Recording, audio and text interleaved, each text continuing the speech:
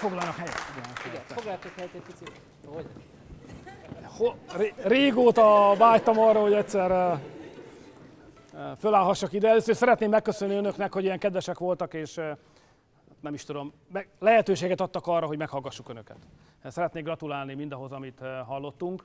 Azért nem idegen a kezemben a pálca, bár sohasem álltam még itt a karmester helyén, mert az én szakmám azért rokon szakma a karmesterével, bár ott prozódiában adják elő a teljesítményüket, meg a tudásukat a parlamenti képviselők, ha az ember miniszterelnök, akkor a minisztereknek is ugye együtt kell muzsikálniuk, tehát valamilyen összhangzatra törekszem én is, amikor megpróbálok segítséget adni az egyébként egyénileg is kiváló képviselőknek, meg minisztereknek, hogy végül is a teljesítményük eredményeképpen mindannyian jól járjunk, tehát az a hangzás, ami végül kikerekedik, az mindannyiunk javára váljon, és az ország ne lefele, hanem inkább fölfele induljon el.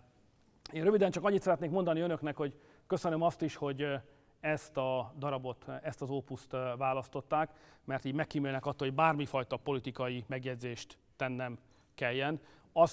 Mikor ezt a zeneszámot, vagy ezt a darabot hallom, akkor mindig arra gondolok, hogy azért a magyarnak lenni az egy nagyszerű dolog. Van ember, aki amikor vagy azt hallotta, hogy magyar táncok, akkor ez jutott eszébe, vagy komponált valami nagyszerűt, amiről mi jutottunk az eszébe, ez most majdnem mindegy.